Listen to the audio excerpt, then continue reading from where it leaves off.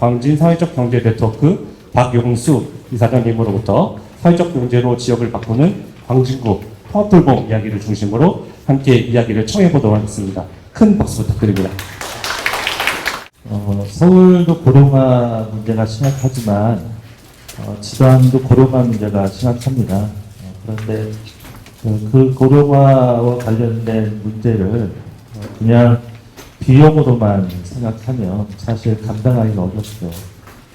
그런데 그 고령화에 대한 문제를 또 다른 기회로 생각한다면 실제 안전한 또는 행복하게 편하게 고령을 맞이하면서 죽고 싶은 그런 마을 이런 것들을 만들어 놓는다면 사실 그것이 기회가 될 수 있을 것 같고 서비스 측면에서는 서비스 산업이 발달될 것 같습니다.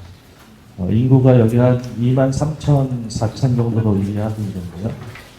고령 인구 정도를 봤을 때 충분히 사회 서비스 분야의 고령 분야의 사업들이 좀 더 잘 천천히 엮어지고 그걸 통해서 인구 유입도 되고 이렇게 될 수 있다고 나도 좀 생각해서 이것을 사회적 경제 방식으로 특히 어르신 돌봄을 제대로 좀 구현해내면 이것이 지역 발전의 가능성이 있겠다 이런 말씀을 좀 드리면서 시작하도록 하겠습니다.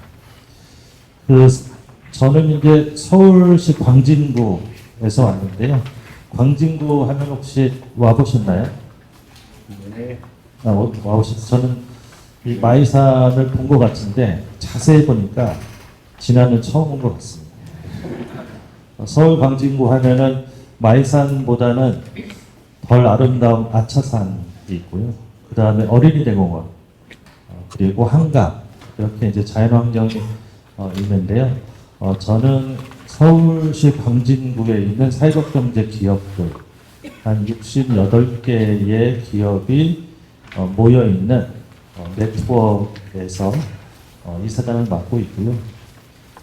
이 네트워크 자체가 하나의 큰 협동조합입니다. 그러니까 사회적 협동조합이고 이 네트워크 자체가 사회적 기업이라서 이 사회적 기업들이 모여있는 하나의 큰 그룹 기업, 작은 그룹 기업, LG나 삼성보다는 엄청 작지만 작은 그룹 기업이라고 생각하시면 될 것 같고요.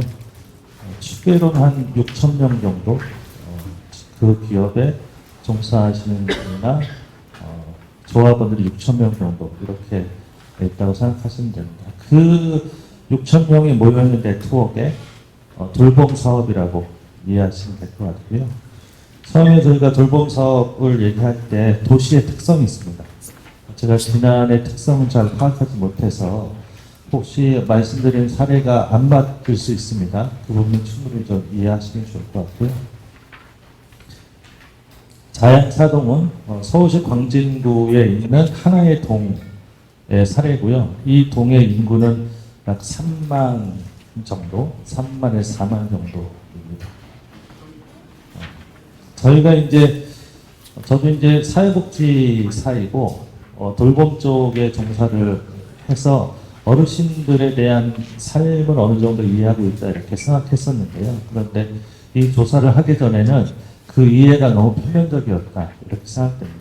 저희가 서울연구원하고 광진구의 하나의 동을 대상으로 그 동에 있는 어르신들이 어떤 삶을 살고 있는지 조사를 했는데 조사 방법이 좀 특이합니다. 어르신들한테 GPS를 다 달아가지고 핸드폰 기능을 이제 사용하거나 아니면 GPS를 달아서 어르신이 24시간 동안 어떻게 활동하고 돌아다니시는지 어떤 삶을 살고 있는지를 한번 확인해 봤습니다. 그랬더니 저도 이렇게 표면적으로 어르신들의 삶을 이해했구나라는 그 반성이 들 정도로 어르신들이 다니는 동선을 빨간색으로 표시해 봤는데요. 이 네모난 게 하나의 동입니다. 네모난 게 하나의 동이고 어르신들은 이 동 안에서만 지금 걸어서 24시간을 활동하고 계십니다. 이것은 저한테 어떤 충격을 줬냐 하면 서울은 사실 교통도 편리하고 그리고 옆에 옆에 이제 넘어갈 수 있고요.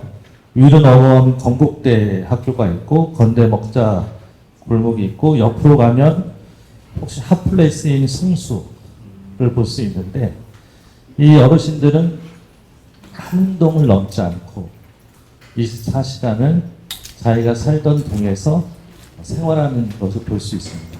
여기서부터 여기까지 어르신들 도보로는 한 20분, 25분 정도의 거리인데요. 그러니까 어르신들은 나이가 들면서 실제 본인의 삶의 반경이 확 줄어듭니다. 그래서 어르신들이 나이가 들면 들수록 생활 반경이 작아지고 한동에서만 생활하시다가 실제 삶을 마감하시는데요. 심지어는 80대 어르신 활동 반경은 좀 적고 나이가 좀 젊을수록 동 밖을 나갑니다. 그래서 고령화된다는 것은 실제 자신이 살던 그 반경이 계속 쪼그라들고 그 쪼그라든 반경에서 살다가 생을 마감한다 이렇게 보시면 될 것 같은데요. 심지어는 활기차지 않는 노인분들. 그거는 어르신 집하고 슈퍼를 왔다 갔다 하는 걸까요? 이렇게 24시간을 보냅니다. 이 어르신은 어떻게 삶을 살까요? 이 어르신은 집에만 계실 수밖에 없죠. 그래서 지난해에서도 어르신들의 삶이 어떤지 좀 확인해 봐야 되는데 어떤 어르신은 그 집 안에서만 생활할 수도 있고 어떤 어르신은 그 집 바깥에 잠깐 다니실 수도 있습니다. 이것을 이제 GPS를 달기 전에는 저는 몰랐는데요. 실제 어르신들의 삶은 이렇다는 말씀을 드리고요. 요거는 가난한 어르신.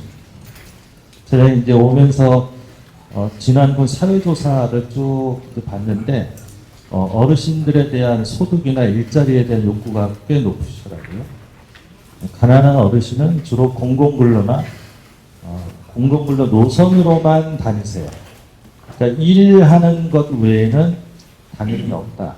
이렇게 좀 생각되고요. 물론 도시여서 텃밭을 한다거나 이런 것들은 환경이 마련되지 않아서 이렇다라고 볼 수도 있을 것 같습니다. 이것은 이제 도시에서 어르신들이 다닐 때 다니던 길로만 다니시니까 거기에서 미끄럼 방지라든가 자료집에 구체적으로 나와 있기 때문에 자료적으로 확인하시면 되는데 미끄럼 방지라든가 혹시 어르신들 쭉 가시다가 일정 정도는 어디에 앉아서 쉬셔야 되잖아요. 벤치가 필요하다든가 이런 부분들이 다 어르신들한테 그 삶을 사는데 한 동에서 필요하다라는 내용이고요. 실제 이것이 갖춰지지 않으면 그 어르신의 삶이 굉장히 불편하고 삶의 질이 떨어지는 것을 볼 수 있습니다. 이거는 이제 좀 더 저한테는 가슴 아프게 다가왔는데요. 도시라서 그럴 수도 있습니다. 어르신들은 주되게 만나시는 분이 이웃들을 보세요. 이웃들을 많이 만나시고 식사도 이웃들하고 하시는데 실제 어려울 때 의지하는 분들은 이웃이 아니라 가족을 의지하고 계셔서 실제 자주 만나는 분들하고는 속 깊은 얘기를 하거나 도움을 요청하지 않는 이거 어떻게 보면 좀 허울적인 관계. 특히 이제 나이가 들면 들수록 뒷담화를 많이 하시잖아요. 그런 거일 수도 있고 관계가 깨질 수도 있고 그래서 어르신들은 실제 만남이나 식사는 주위에 있는 어르신과 많이 하지만 정작 의지하기 어려운 그런 삶을 살고 있다. 이렇게 이건 도시입니다. 저는 다르실 것 같고요. 이런 문제가 있는데요. 다 아시는 바와 같이 이제 초고령화 시대로 이제 들어섰고 지난은 초고령화가 이미 되셨나요? 네, 이미 이렇게 되셨고 그리고 누구나 자기가 살던 집에서 살다가 요양원에 안 가시고 짓고 싶다는 말씀 많이 하시고요. 그러함에도 불구하고 옛날 통계지만 사망 전에 20개월은 꼭 요양병원이나 요양원에 가셔서 침대에서 20개월을 누워 있다가 돌아가시는 게 어르신들의 실태입니다. 이걸 유추해 보면 내가 나이가 많아지면 점점 행동 반경이 작아지고 더 작아져서 동으로 갇혀 있다가 더 작아지면 집 안으로 갇혀 있다가 나중에는 20개월 동안 침대 안에 갇혀 있다가 돌아가시는 게 우리 어르신들의 삶이라고 할 수 있습니다.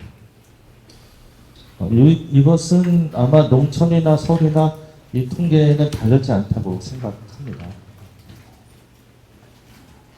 그러면은 왜 내가 살던 환경이 점점 좁아지고 나중에는 20개월 정도를 병원에서 요양원에서 침대에만 계셨다가 돌아가실 수밖에 없냐라는 걸 봤더니 일단 어르신들의 건강 관리가 안 됐어요. 저는 원주 사례도 이제 나오실 텐데 원주의 통합돌봄 제가 자문을 하면서 원주에서 좀 충격적인 얘기를 들었는데 어르신들이 말을 잊어버리신대요. 말을 못 하신대요. 그런데 그것이 치매 영향도 있지만 치매가 아니더라도 말을 못 하시는 어르신들이 많이 생기신다고 하더라고요. 그 이유는 뭐냐면 말할 사람이 없어서 말을 잃어버리는 건데 그래서 언어 치료 같은 거 이제 원주 같은 경우는 생각하고 있죠. 건강 관리가 안 됐어요. 또 하나는 이제 소득, 돈 관리가 돈 문제가 있으시고 또 하나는 집안일을 못 하세요. 더 이상 집안일을 할 수 있는 신체 능력의 역량이 떨어집니다. 그리고 집 관리가 안 됐어요. 그래서 방충망이 하나 고장나면 그거는 고칠 수가 없습니다. 계속 고장난 채로 전등이 하나 나가면 나간 채로 문이 안 닫히면 안 닫힌 채로 계속 사시기 때문에 그 집에서 더 이상 살 수가 없는 것이죠. 그래서 나는 집에서 편안하게 생활하면서 거기서 이제 생을 마감하고 싶지만 이런 문제로 요양원에 가실 수밖에 없는 상황입니다. 그리고 영양 실태인데요. 지금은 굶는 분은 없어요. 굶는 분은 없는데 문제는 뭐냐면 나이가 들면 들수록 드시는 것만 드시거든요. 저는 이제 술만 먹는데 어제도 이제 술을 많이 먹고 왔는데 드시는 것만 드세요. 이게 이제 영양이 섭취는 되는데 영양 불균형을 만들어요.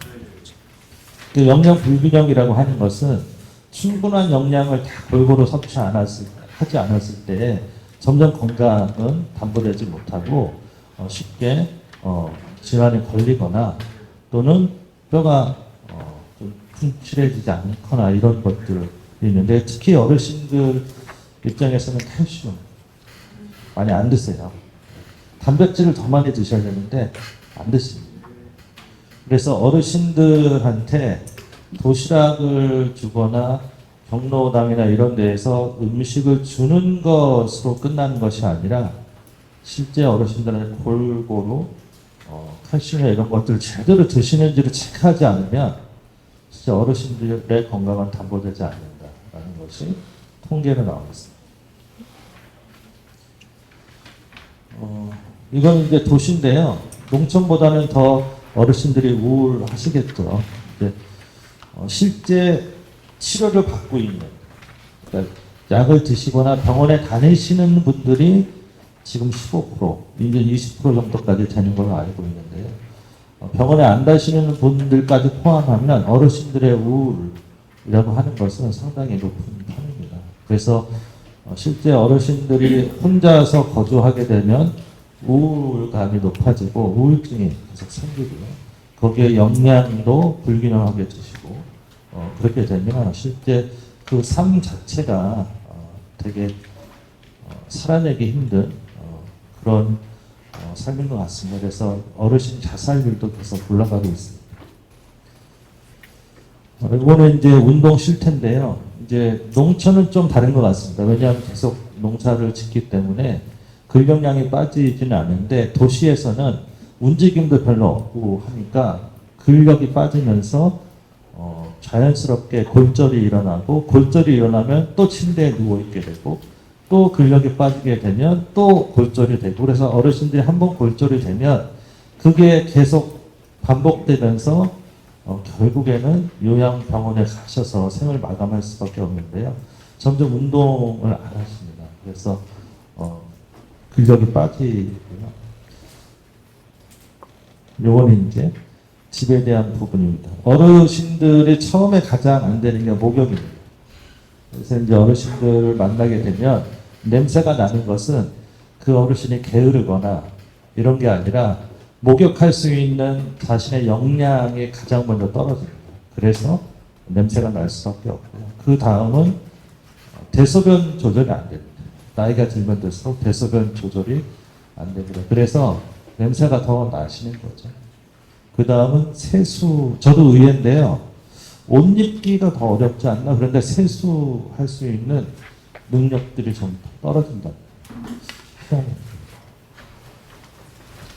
이런 부분에 있어서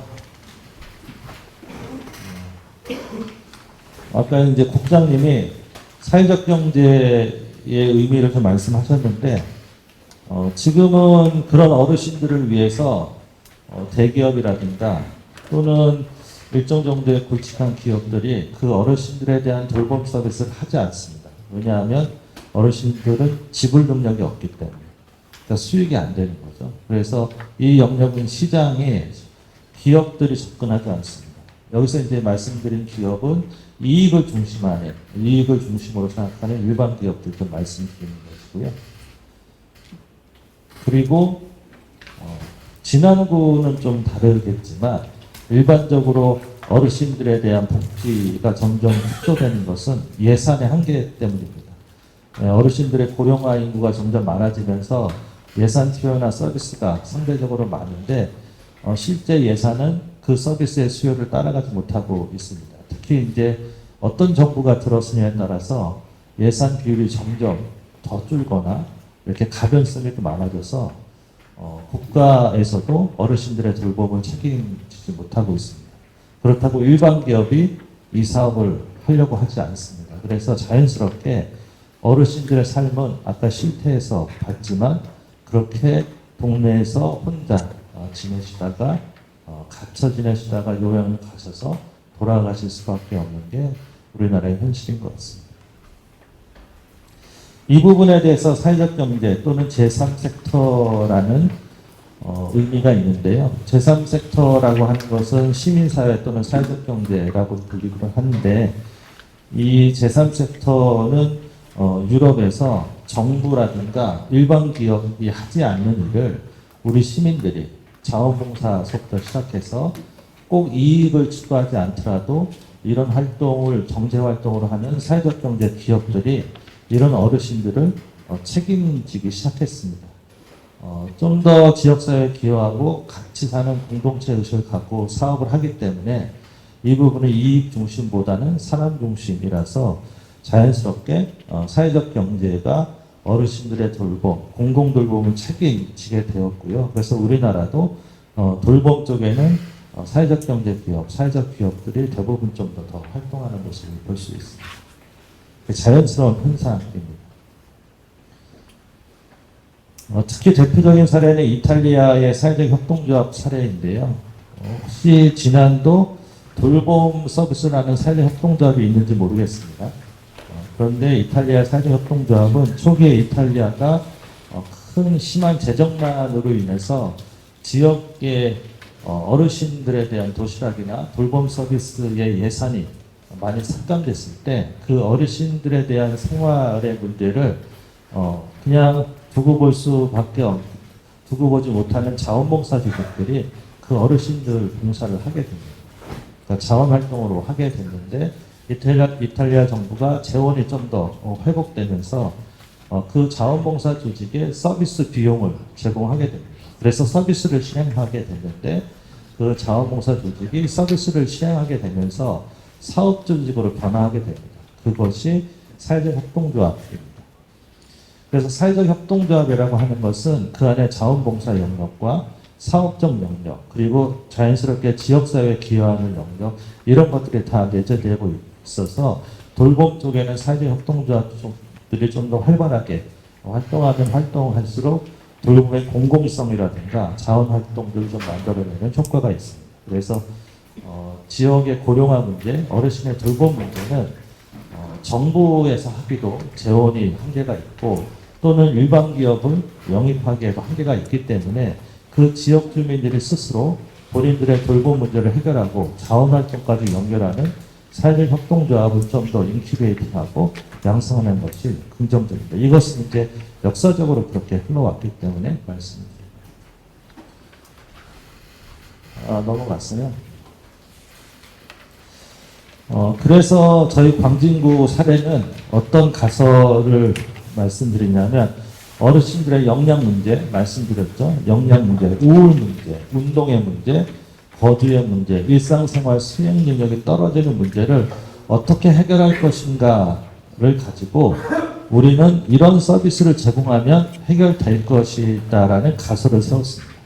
그래서 영양의 문제는 영양 서비스를 제공하고 우울의 문제는 정서 서비스, 운동의 문제는 운동 서비스, 그 다음에 집에 대한 집고침 이런 것들은 주거 편의 서비스, 일상생활 수행 능력이 어려워진 부분은 생활 편의 서비스를 만들어서 이 서비스를 어르신 댁에 제공하면서 어르신들의 삶의 문제를 해결해 보겠다라는 가설을 세웠습니다.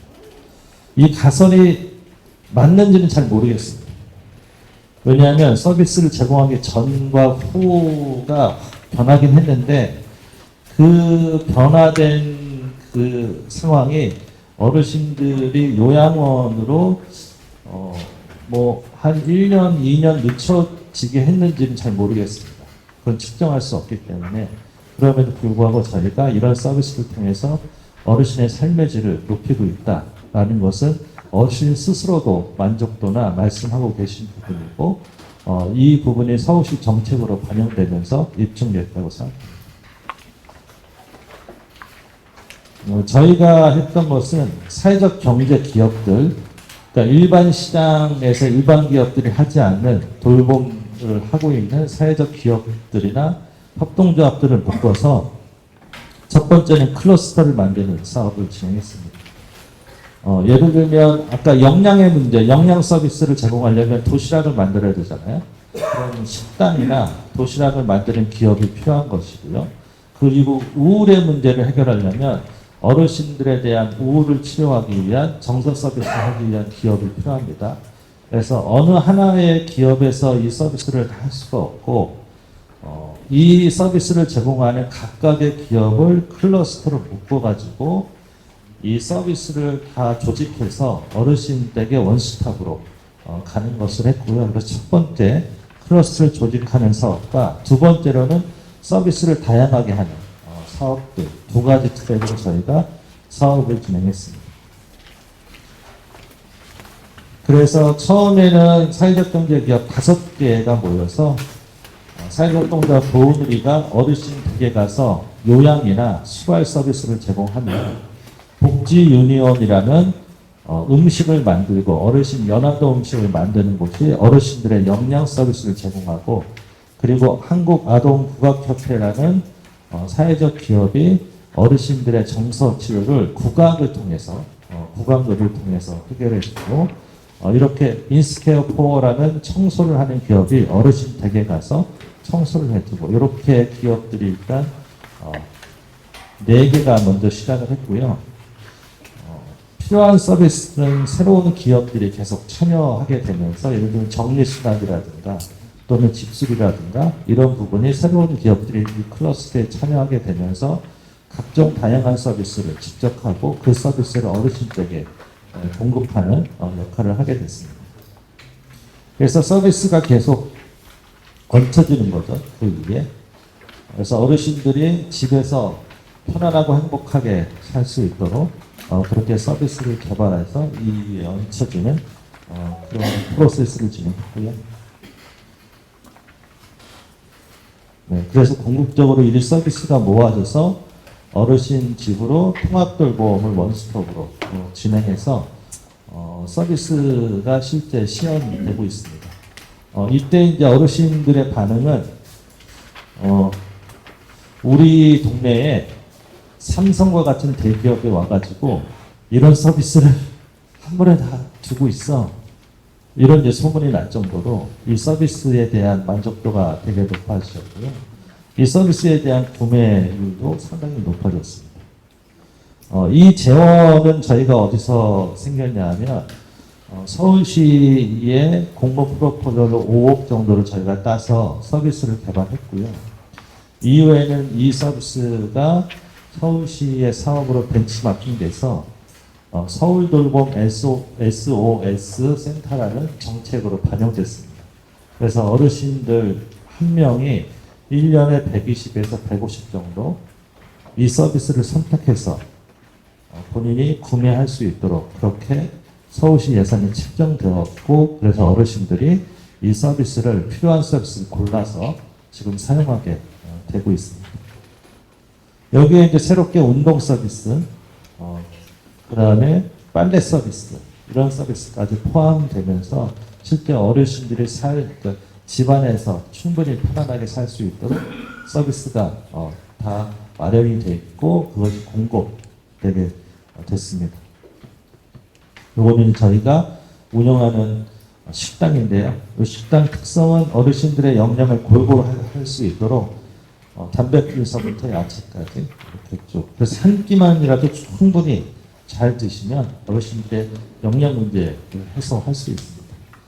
거기에다가 어르신들 이제 나이가 들면 들수록 이렇게 먹다가 자꾸 살에 들리시죠. 이게 이제 그 나이가 들면 들수록 기도하고 이제 식도를 막는 그 막을 사람 이제 이렇게 닫아야 되는데 이게 반응 속도가 늦어지면서 자꾸 음식물이 기도로 넘어가게 됩니다.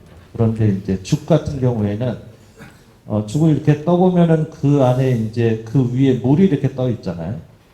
그래서 죽을 이렇게 드실 때 물이 먼저 넘어가게 되면 기도로 넘어갈 가능성이 많습니다. 그래서 기침을 자주 하시는 분들 죽을 많이 드시는데 그거는 오히려 기도로 많이 넘어가게 해서 기침을 유발하고 폐에 이물질이 들어가서 폐렴을 유발하기 때문에 오히려 이제 죽은 안 되고요. 죽 타입인데 위에 물이 떠 있는 게 아니라 약간의 떡 타입 또는 푸딩 타입으로 드시는 게 필요한데 점성을 조절해서 그런 것들을 특허로 만들어서 이렇게 공급하고 있습니다. 네. 이것은 어르신들 국악을 통해서 어르신들의 이제 우울감을 해소하는 부분인데요. 이 두 부부가 사이가 엄청 안 좋았답니다. 그런데 계속 이렇게 같이 하면서 처음으로 그 두 부부가 좋은 말을 건네요. 네. 좀 관계가 회복됐다고 이분이 말씀해 주셨어요. 제가 이분이 그러셨다고 합니다. 요거는 이제 운동인데요. 어르신들이 사실 사용하는 근육만 쓰잖아요. 그런데 이렇게 전신으로 헬스기구를 통해서 운동하는데 이 헬스기구는 우리가 헬스장에 가면은 보통 뭐 2kg짜리, 4kg짜리 이렇게 하잖아요. 그런데 이 키로를 갑자기 어르신이 이렇게 들게 되면 뼈가 상하거나 근육이 상하게 되는데 여기는 자석으로 됩니다. 그래서 자석으로 움직이기 때문에 어르신이 힘을 쓰는 것만큼 약간의 더 저항을 줘서 뼈나 근육이 상하지 않게 계속 근력을 유지할 수 있는 장비입니다. 그래서 어르신 전용 헬스장을 저희가 운영을 했는데 여기서 이제 운동량이 어느 정도 갖춰지면 어르신들께 인센티브로 쿠폰을 줍니다. 그럼 쿠폰을 받고 아까 그 식당에 가서 식사하시고 이렇게 이제 저희가 만들었고요. 지금은 이제 안타깝게도 운영을 이제 못하고 있는데 그렇게 진행했습니다. 요거는 이제 주방이나 화장실인데 보통 이제 서울에서의 청소 서비스는 집 전체를 할 때에는 100만 원 이상이 넘습니다. 그래서 어르신들이 그 서비스를 구매하기는 어려운데 저희가 어르신들의 대개 청소 서비스가 필요하니 그러면 어르신들의 욕실만 잘라서 서비스를 진행해서 단가를 낮추고 그리고 싱크대를 보시면 싱크대 쓰는 부분만 이렇게 하얗고 나머지 부분은 되게 시커멓거든요. 그러면 싱크대 전체를 청소해 줄 필요가 있는 것이고, 이게 요양사들은 청소를 전반적으로 하지 못하기 때문에 안 쓰는 부분은 되게 사실 병균 같은 게 이제 쌓여 있을 수밖에 없습니다. 그래서 이렇게 부분적으로 하는 것, 특히 이제 냉장고는 정기적으로 청소를 해줘야 되는데, 전체적으로 청소를 할 때보다 냉장고 청소를 할 때 비용을 절감하게 한다거나 이렇게 잘라서 이렇게 서비스를 개발했습니다. 이거는 이제 생활편이고요. 그래서 요양 서비스를 중심으로 하는 사회적 협동조합 도우놀이에서 어르신 댁에 갈 때 수발과 요양만 필요한 것이 아니라 뭐 집고침이라든가 또는 정서라든가 영양 이런 서비스가 다 필요하기 때문에 그 서비스를 도우놀이에서 발굴해 가지고 추가 서비스를 계속 공급하는 그렇게 사업을 진행했고요. 저희가 운영하는 식당에서 상담을 통해서 이런 서비스들이 좀 더 추가되는 그런 사업을 진행했습니다. 네, 그래서 처음에는 도우놀이를 이용하는 사회협동조합 도우놀이를 이용하는 이용자 분들이 서비스를 이렇게 통합 서비스를 받게 했고, 저희 네트워크에 있는 회원사의 구성원으로 받게 했고, 그 다음에 일반 소비자를 이렇게 확대했는데, 저희가 이게 서울시의 예산이 들어오면서 이 과정은 건너뛰고 이렇게 지금 사업을 진행하고 있습니다. 그래서 1년에 한 5억에서 6억 정도 서비스를 저희가 지금 시행하고 있고요. 이거는 이제 2021년 표인데 실제 데이터입니다. 식당 모습이고, 이건 두 번째 식당이고요. 이렇게 이제 저희가 진행하고 있습니다.